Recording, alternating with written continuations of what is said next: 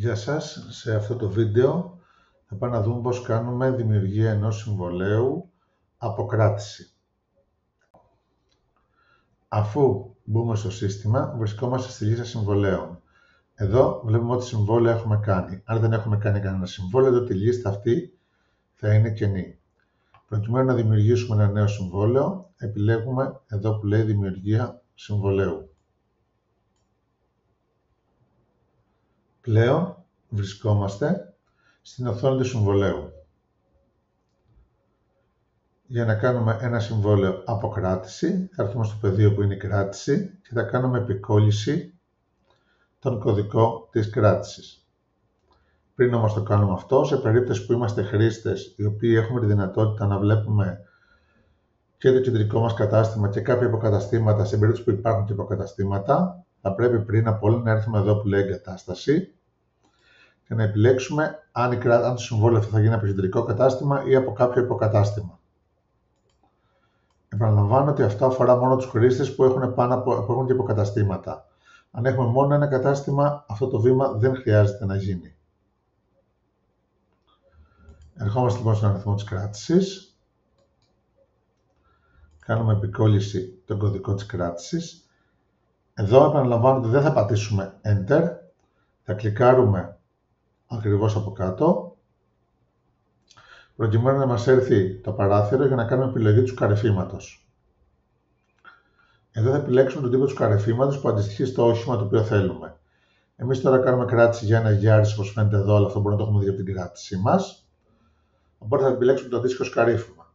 Να διευκρινίσω εδώ ότι η διαφορά αυτού του σκαρεφήματος με αυτού, όπως και αυτού με αυτού, είναι ότι αυτό και αυτό, τα που είναι τα δύο αριστερά δηλαδή, είναι με 3 πόρτες και όχι με 5 πόρτες όπως είναι αυτά. Για το Yaris λοιπόν θα επιλέξουμε αυτό το σκαρέφημα. Επίσης να διευκρινίσω εδώ ότι αυτό γίνεται την πρώτη φορά που για μια πινακίδα κάνουμε συμβόλαιο.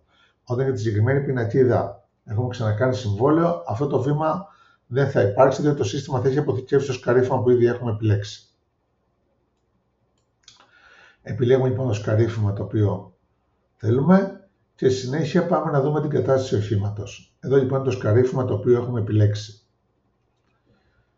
Το βήμα αυτό μπορούμε να το παραλείψουμε εάν δεν θέλουμε να σημειώνουμε online στο πρόγραμμα το τι χτυπήματα μπορεί να έχει το αμάξι, το τι ζημιές μπορεί να έχει το αμάξι και θέλουμε απλά να τυπώνουμε το συμβόλαιο για να το σημειώνουμε με μολύβι. Αν λοιπόν γνωρίζουμε το τι έχει το αμάξι, μπορούμε να το σημειώσουμε εδώ πέρα τώρα. Διαφορετικά μπορούμε να το παραλείψουμε και να το κάνουμε και αργότερα. Με το μολύβι μας μπορούμε να σημειώσουμε οτιδήποτε. Αν κάνουμε κάποιο λάθος, μπορούμε ή να τα καθαρίσουμε, πατώντας καθαρισμός να τα καθαρίσουμε όλα ή να πατήσουμε το που λέει σβήσιμο. Το μολύβι, όπως βλέπετε, πλέον αλλάζει σε γόμα και να σβήσουμε. Κατά το σβήσιμο θέλει προσοχή, διότι μπορεί να σβήσουμε και το όχημα. Αν γίνει κάποιο τέτοιο λάθος, επιλέγουμε καθαρισμό και ξανακάνουμε τη διαδικασία μας. Μετά το σβήσιμο, αν θέλουμε να ξανακάνουμε κάποιο σημάδι, ξανακλικάρουμε εδώ που λέει σχέδιο. Σχεδιάζουμε. Όπως βλέπετε, όταν έχουμε το σχέδιο, το κουμπάκι γίνεται σβήσιμο για να πάρουμε τη γόμα. Όταν έχουμε το γόμα, το κουμπάκι λέει σχέδιο για να πάρουμε το μολυβάκι μας. Λοιπόν, εγώ κρατάω αυτό εδώ πέρα, επιστρέφω στην καρτέλα λεπτομέρειες. Επίσης εδώ να πούμε ότι είναι τσεκαρισμένα από πριν, έλεγχος ελαστικών, υγρών, ασφάλειας, ηχοσύστημα, φρένο και ρεζέρβα. Επιστρέφω στις λεπτομέρειες και πάω στα στοιχεία οχήματος. Στα στοιχεία οχήματος τι βλέπουμε? Βλέπουμε την επιλογή ζήτησε, όπου εδώ είναι το Group Α και το Toyota Yaris και το μοντέλο μας. Αυτά είναι τα οποία έχουν καταχωρηθεί στην κράτηση. Από προεπιλογή, για να ξέρουμε τι έχει ζητήσει ο πελάτης. Από προεπιλογή τα ίδια ερώτηση του παρέλαβε. Ομοίως, έρχεται η πινακίδα που είναι καταχωρημένη μέσα στο σύστημα κρατήσεων και η ίδια πινακίδα έρχεται και σαν πινακίδα συμβολέου. Σε περίπτωση που στο πίνακα, όπως αυτή εδώ πέρα που περιγράφουμε τώρα, όπου στο σύστημα κρατήσεων δεν έχουμε καταχωρήσει σωστές πινακίδες, αλλά έχουμε καταχωρήσει διαφορετικό όπως αυτό, θα πρέπει να έρθουμε εδώ που λέει είναι η πινακίδα του συμβολέου και να γράψουμε σωστή πινακίδα. Προσοχή εδώ. Δεν μπορούμε να γράψουμε ελληνικά. Τα γράμματα της πινακίδας πρέπει να είναι με λατινικούς χαρακτήρες, αλλιώς δεν τους δέχεται το σύστημα, δεν θα γράφει. Καταχωρούμε λοιπόν τη σωστή πινακίδα, ήτα ρο κάπα 5165. Μετά τα γράμματα δεν χρειάζεται να βάλουμε κενό, το σύστημα το δημιουργεί αυτόματα. Είτε πατήσουμε κενό, space, είτε δεν πατήσουμε, το αποτέλεσμα είναι το ίδιο. Αφού λοιπόν καταχωρήσουμε την πινακίδα του οχήματος, προχωράμε. Εάν γνωρίζουμε την ποσότητα του καυσίμου, μπορούμε να την καταχωρήσουμε τώρα. Η ενδείξη είναι επί της 100. Συγγνώμη, η ενδείξη είναι σε 8 και είναι και επί της 100 για τα ηλεκτρικά οχήματα. Όταν θα ξανακάνουμε συμβόλαιο για το ίδιο όχημα, την ίδια πινακίδα, θα μας φέρει την επιλογή που είχαμε αποθηκεύσει πριν, αυτόματα. Ομοίως μπορούμε, για τους συνεργάτες που χρησιμοποιούν τη χιλιόμετρα, μπορούμε να καταχωρήσουμε και τα χιλιόμετρα του αυτοκινήτου. Δηλαδή, πούμε ότι ξέρω εγώ 10.500 χιλιόμετρα. Εδώ καταχωρούμε τα ελεύθερα χιλιόμετρα. Ας πούμε ότι έχει 100 χιλιόμετρα ελεύθερα και προχωράμε. Για τους συνεργάτες όπου δεν χρησιμοποιούν χιλιόμετρα, αυτά τα πεδία δεν χρειάζεται να καταχωρηθούν. Εδώ έχει φέρει το σύστημα και τον πελάτη και επίσης έχει φέρει και όλες τις χρεώσεις, όπως βλέπετε. Τα πεδία αυτά είναι grey out, δεν μπορούμε να παρέμβουμε στις χρεώσεις. Αν θέλουμε να παρέμβουμε, θα πρέπει να αλλάξουμε την επιλογή από τιμοκατάλογο σε ελεύθερη χρέωση. Αν το κάνουμε αυτό, δεν μπορούμε να παρέμβουμε να αλλάξουμε τα πάντα. Επίσης έχει φέρει και όλες τις παροχές οι οποίες υπάρχουν. Αυτό είναι ενημερωτικά, διότι τα σωστά βήματα είναι ότι αμέσως μετά την επιλογή του οχήματος ή της πινακίδας θα πρέπει να κάνουμε αποθήκευση συμβολαίου. Αμέσως μετά την αποθήκευση συμβολαίου βλέπουμε ότι εμφανίζεται εδώ πέρα μία ενημέρωση σχετικά με το ψηφιακό πελατολογιό. Εμφανίζονται δύο επιπλέον καρτέλες, καρτέλα Fast Pickup και καρτέλα υπογραφές. Και εμφανίζεται και η ημερομηνία έκδοση συμβολαίου, οπότε το κάναμε. Πάμε να τα δούμε με τη σειρά το τι κάνουμε στη συνέχεια. Πάμε στον πελάτη. Εδώ είναι το όνομα του πελάτη όπως έχει έρθει από την κράτηση. Πατώ στο μολυβάκι λοιπόν. Βλέπουμε τα στοιχεία του πελάτη τα οποία έχουν έρθει από την κράτηση. Εδώ μπορούμε να συμπληρώσουμε όποια στοιχεία θέλουμε εμείς. Όπως η ημερομηνία γέννησης, ταυτότητα, αριθμό διπλώματος, ημερομηνία έκδοση, ημερομηνία λήξης. Επίσης μπορούμε να ανεβάσουμε και αρχεία πάνω, φωτογραφίες δηλαδή του διπλώματος μπρος-πίσω πλευρά, όπως και της ταυτότητας. Για να συμπληρώσουμε ημερομηνία γέννησης ή οποιαδήποτε ημερομηνία υπάρχουν δύο επιλογές. Ή κλικάρουμε εδώ, οπότε μετακινούμαστε με τα βελάκια για τους μήνες και από εδώ επιλέγουμε τα έτη, το οποίο είναι πιο χρονοβόρο, ή μπορούμε να παραγράψουμε κατευθείαν. Κλικάροντας λοιπόν πάνω εκεί, μπορούμε να γράψουμε. Αυτό είναι το πιο γρήγορο και αυτό είναι το οποίο προτείνουμε. Ομοίως μπορούμε να γράψουμε την ταυτότητα. Επίσης ημερομηνία έκδοσης.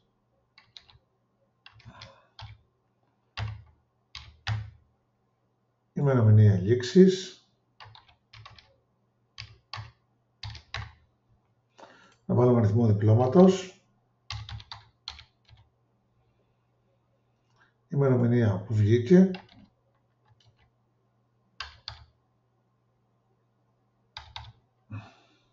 Και ημερομηνία λήξης.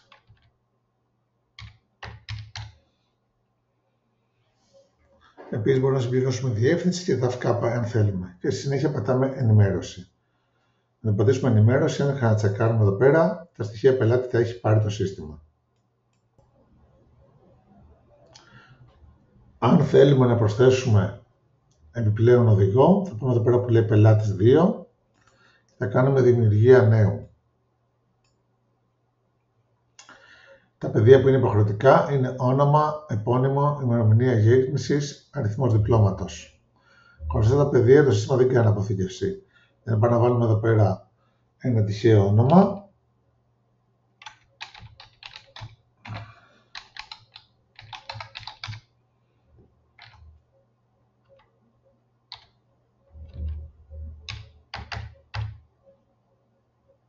Και πατήσω δημιουργία. Θα βγάλει σφάλμα ότι ζητάει το κινητό τηλέφωνο για αριθμό διπλώματος. Στο κινητό τηλέφωνο, όταν πάμε να γράψουμε, επιλέγουμε τη χώρα. Και αφού επιλέξουμε τη χώρα, βγάζει αυτόματα τον αριθμό της χώρας. Το προτιμότερο είναι αυτό. Τώρα, ας πούμε, έχω επιλέγω όσο αν είναι Έλληνας, η Ελλάδα είναι ήδη προεπιλεγμένη, οπότε με το που ξεκινήσω να γράφω, βγάζει κατευθείαν τον αριθμό της χώρας. Αν δεν είναι Έλληνας, και είναι, ας πούμε,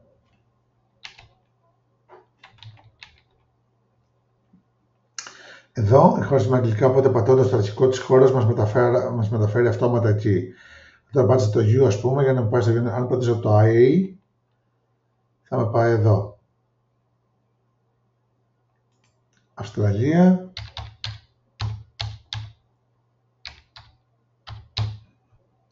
Βάζω και έναν αριθμό διπλώματος. Η ημερομηνία έκδοση, όπως σημαίνει, μπορώ να επιλέξω, το παίρνει πιο χρονοβόρα ή τη γράφω.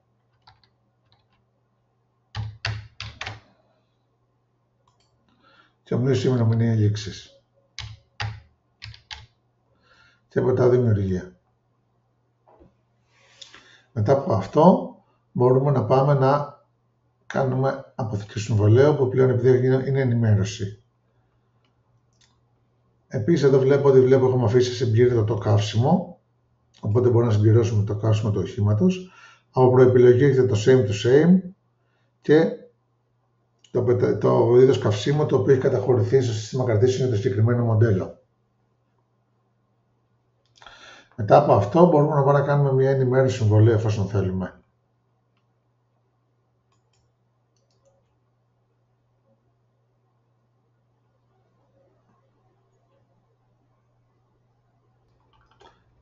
Τώρα είναι η ώρα να έρθουμε στην ανάλυση τιμών, όπου υπάρχει το κόστος ενοικίας το οποίο υπήρχε και στην κράτηση. Είπαμε ότι αν θέλουμε να το αλλάξουμε, θα επιλέξω ελεύθερη χρέωση για να το αλλάξω. Αλλιώς κρατάω το τιμοκατάλογος. Υπάρχουν οι παροχές μου. Αν θέλω μπορώ να συμπληρώσω μια επιπλέον παροχή. Παράδειγμα, πήρε και το Thief Protection, το οποίο δεν το είχε πάρει στην κράτηση. Αυτό το σύστημα υπολογίζει τις τιμές με βάση τις χρεώσεις οι οποίες υπάρχουν και στην κράτησή μας. Εδώ υπάρχουν οι διάφορες χρεώσεις, εκπτώσεις, όπου υπάρχουν αυτά ό,τι υπήρχε στο σύστημα κρατήσεων, και αν θέλω μπορώ να χρεώσω εγώ κάτι πλέον, να κάνω χρέωση ή έκπτωση. Εδώ βλέπουμε τις σταθερές ασφάλειες. Σταθερές ασφάλειες είναι οι ασφάλειες οι οποίες περιλαμβάνουν την τιμή ενοικίασης και τις φέρνει αυτόματα το σύστημα συμβολέων. Εδώ δεν χρειάζεται να κάνουμε κάτι. Αν θέλουμε όμως, αν γίνει οποιοδήποτε λάθος ή αλλάξει κάτι, μπορούμε εδώ να παρέμβουμε, είτε να διαγράψουμε κάτι αν θέλουμε, είτε να προσθέσουμε κάτι αν θέλουμε. Αυτό βέβαια είναι κάτι το οποίο θα γίνει σε πολύ σπάνια περίπτωση και συνήθως δεν χρειάζεται να γίνει καμία παρέμβαση εδώ. Από κάτω έχουμε το ποσό ευθύνης. Στο ποσό ευθύνης μπορούμε να γράψουμε το ποσό ευθύνης, το οποίο είναι για τη συγκεκριμένη ενοικίαση, το ποσό εγγύησης, και εδώ να γράψουμε το ποσό το οποίο εισπράχθηκε. Ο πελάτης είναι προεπιλεγμένος και δεν επιλέγουμε τρόπο εισπράξης. Αν ας πούμε είναι μετρητά, τελειώνουμε εδώ. Αν είναι POS, το σύστημα δεν βγάζει. Μπορούμε, αν θέλουμε, πολύ προαιρετικά πάντα επαναλαμβάνω, να καταχωρήσουμε τον κάρτα, την ημερομηνία λήξης κάρτας και το πώς εισπράξης. Αυτό στην περίπτωση που έχουμε πάνω από ένα POS και θέλουμε να ξέρουμε ποιο POS το είχαμε κάνει ή POS από διαφορετικές τράπεζες. Είναι μια ειδική περίπτωση. Για λίγους συνεργάτες είναι αυτό που έχουν πάρα πολλά POS. Δεν χρειάζεται να κάνουμε τίποτα από όλα αυτά. Μπορούμε απλά να επιλέξουμε μόνο το πώς εισπράξης ή να πατήσουμε κλείσιμο και να τελειώσουμε. Πάμε τώρα να δούμε το κομμάτι των εισπράξεων. Πάμε τέρμα κάτω, στο αριστερό μέρος της οθόνης μας, όπου φαίνονται οι εισπράξεις μας και η ανάλυση τιμών. Επιλέγουμε το εισπράξεις και ανοίγει το παραθυράκι. Προσοχή εδώ πέρα. Δεν πάμε να καταχωρήσουμε εισπράξεις στο σημείο αυτό που λέει εισπράξεις. Εδώ αυτό είναι η συνολική εικόνα και ενημερώνεται αυτόματα. Για να καταχωρήσουμε εισπράξεις θα πατήσουμε εδώ το συν. Σε περίπτωση που είχαμε δημιουργήσει συμβολέα αποκράτηση η οποία είχε προκαταβολή και είχε πληρωθεί, αυτή υπήρχε αυτόματα ενημερωμένη εδώ, είναι κάτι που θα το δούμε σε επόμενο βίντεο. Όταν λοιπόν δεν έχει πληρωθεί η προκαταβολή ή δεν υπάρχει προκαταβολή, ερχόμαστε εδώ και πατάμε το συν. Αυτόματα λοιπόν δημιουργείται περιγραφή σαν πληρωμή, αν θέλουμε μπορούμε να την αλλάξουμε, δεν είναι υποχρεωτικό. Πρέπει να καταχωρήσουμε το ποσό που θα εισπράξουμε, την ημερομηνία, τον τρόπο ίσπραξης και από ποιον τον εισπράττουμε. Εδώ, όταν έχουμε πάνω από ένα πελάτες, παύλα οδηγούς, μπορούμε να καταχωρήσουμε εισπράξεις από διαφορετικούς οδηγούς. Αυτό υπάρχει για να καλύψουμε τις περιπτώσεις όπου θέλουν να πληρώσουν και οι δύο. Παράδειγμα, είναι δύο φίλοι και θέλουν να πληρώσουν μισό-μισό ο καθένας με την κάρτα το μερίδιό του. Είναι δύο οικογένειες και θέλουν να πληρώσουν πάλι έτσι. Ή είναι δύο φίλοι, έχει κάνει ο ένας πλήρωση την ενοικίαση, ο άλλος κάνει μια ζημιά και θέλει να την πληρώσει αυτός. Είναι μια πιο εξειδικευμένη περίπτωση, καλύπτεται πλήρως από το σύστημα και μπορούμε να την αναλύσουμε. Τώρα θα προχωρήσουμε την πιο απλή περίπτωση, όπου έχουμε ένα πελάτη ο οποίος πληρώνει όλο το ποσό αυτός. Το πλήρωσε τώρα που κάνει το συμβόλαιο και τρόπος ίσπραξης, ξέρω εγώ, είναι POS ή μετρητά. Ας βάλουμε μετρητά. Κάνουμε κλείσιμο και τελείωσε η ιστορία. Αν ας πούμε όμως πληρώνεται κάποιο ποσό μετρητά και κάποιο ποσό διαφορετικά, θα μπορούσαμε να βάλουμε ότι πλήρωσε 125 ευρώ μετρητά, να πατήσω το συν, να καταχωρήσω μια νέα ίσπραξη και να πω ότι πλήρωσε άλλα 200 ευρώ με POS. Αν κάνω κάποιο λάθος ή θέλω να διαγράψω μια ίσπραξη, μπορώ πολύ απλά πατάω στο πλήν να τη διαγράψω. Είτε τώρα είτε μετά, θα το δούμε αμέσως τώρα. Πατάμε λοιπόν κλείσιμο. Οι εισπράξεις καταχωρηθήκαν, το υπόλοιπο εδώ δεν άλλαξε. Τονίζω ότι δεν αλλάζει επίτηδες προκειμένου να μην ξεχαστεί για να μπορέσετε να κάνετε ενημέρωση παύλα αποθήκευση συμβολέου. Αν μπω εδώ μέσα τώρα, μπορώ να τη διαγράψω την εισπράξη. Όπως επίσης την ξανακαταχωρήσω. Την ξανακαταχωρώ τώρα. Πάω, κάνω ενημέρωση.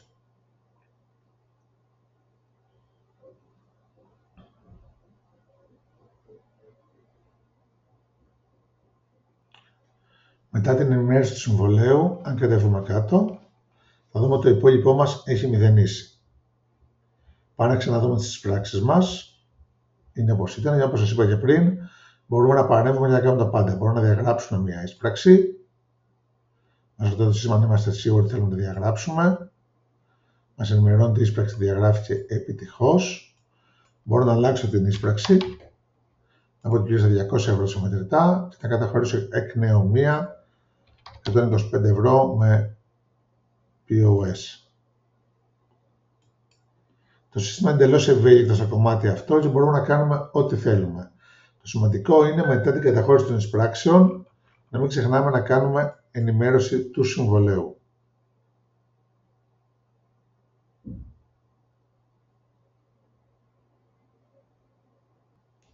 Μετά την ενημέρωση του συμβολέου μπορούμε να δούμε το PDF του συμβολέου. Πριν το δούμε όμως, καλό θα είναι να δώσουμε και να κανονίσουμε να πάρει και αριθμό το συμβόλαιο. Αυτή τη στιγμή το συμβόλαιο δεν έχει πάρει αριθμό. Το λόγος που δεν έχει πάρει αριθμό είναι επειδή η κατάσταση είναι προσχέδιο. Όσο ένα συμβόλαιο είναι σε κατάσταση προσχέδιο, δεν παίρνει αριθμό. Για να πάρει αριθμό ένα συμβόλαιο, θα πρέπει να το γυρίσουμε σε ενεργό. Αν το γυρίσουμε ενεργό, με το που θα κάνουμε ενημέρωση του συμβολαίου,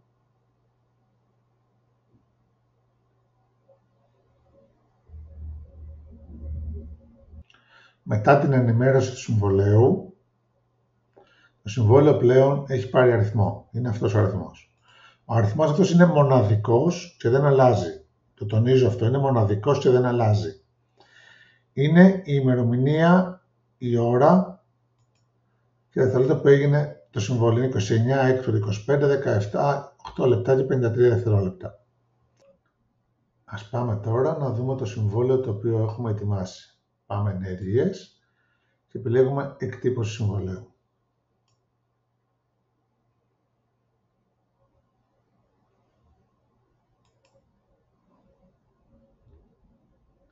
Εδώ βλέπουμε το PDF του συμβολαίου το οποίο έχουμε ετοιμάσει, το οποίο μπορούμε να το κατεβάσουμε, να το εκτυπώσουμε, να το κάνουμε ό,τι θέλουμε. Ας κάνουμε ένα zoom λοιπόν για να βλέπουμε καλύτερα. Εδώ πάνω εμφανίζεται το λογότυπο μας, τα στοιχεία της εταιρείας, η διεύθυνση, τα τηλέφωνά μας στα ελληνικά και στα αγγλικά. Το συμβόλαιο είναι δίχρωμο και εδώ τις απαραίτητες πληροφορίες. Έχουμε λοιπόν ότι είναι μισθωτήριο συμβόλαιο, ο αριθμός συμβολαίου που είδαμε και πριν, η ημερομηνία του, ο αριθμός κράτησης, ποιος ήταν ο συντάκτης. είναι από ποιον πληρώνεται το συμβόλαιο. Εδώ όταν έχουμε δύο πελάτες θα γράφονται και οι δύο πελάτες. Αν έχουμε ένα θα γράφεται έναν. Αν έχουμε εταιρεία θα γράφεται εταιρεία.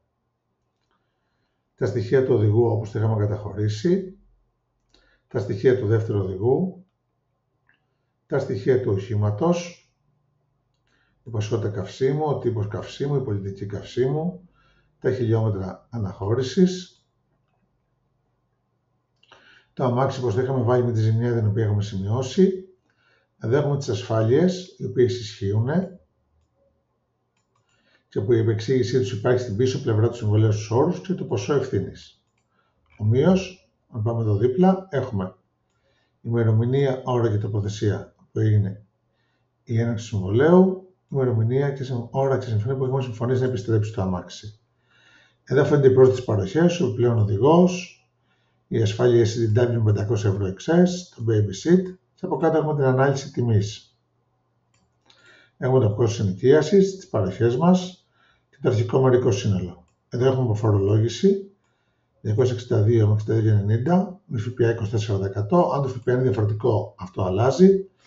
Εδώ είναι προκαταβολή 97 και 50 η οποία δεν είχε πληρωθεί και αυτό δεν υπάρχει τρόπος πληρωμής προκαταβολής. Και εδώ είναι οι εισπράξεις μας και το υπόλοιπό μας. Το υπόλοιπο λοιπόν το 325 είναι 0. Γράφει εδώ ότι έχει εξοφληθεί και λέμε ότι είναι 0 γιατί πήραμε 200 ευρώ μετρητά και 125 ευρώ με POS. Από κάτω λέμε το ποσό εγγύησης που είναι 500 ευρώ και το προκαταβολής πάλι 500 ευρώ με POS. Εδώ το κομμάτι αυτό που είναι η επιστροφή οχήματος συμπληρώνεται μετά την επιστροφή του οχήματος. Όπως επίσης γράφεται και το τελικό σύνολο προκύπτει μετά την επιστροφή του οχήματος, διότι μπορεί να υπάρχουν εξτρά χρεώσεις και αυτό έχει φτιαχτεί έτσι. Εδώ είναι το κομμάτι για τις υπογραφές, το οποίο αν τυπωθεί σε χαρτί αυτό υπογράφεται επί τόπου, αν όχι υπογράφεται ηλεκτρονικά θα το δούμε στη συνέχεια. Αποτυπώνεται εκ νέου στο PDF μας. Για παράδειγμα,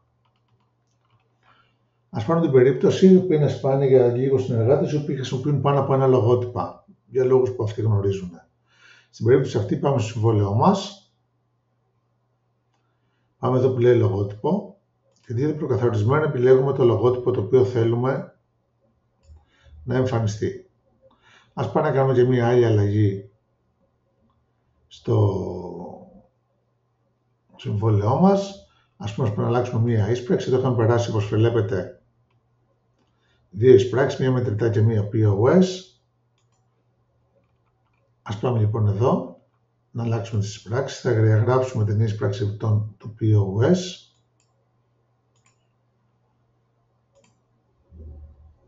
Και θα πούμε ότι η εισπράξη ήταν όλη σε μετρητά. Κάνουμε ενημέρωση συμβολέου.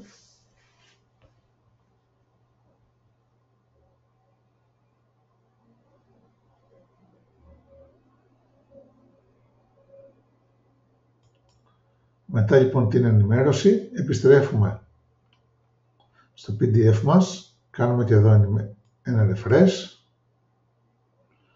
Πλέον όπως βλέπετε το λογότυπο άλλαξε, ο αριθμός είναι ο ίδιος και επίσης έχουν αλλάξει και οι εισπράξεις μας.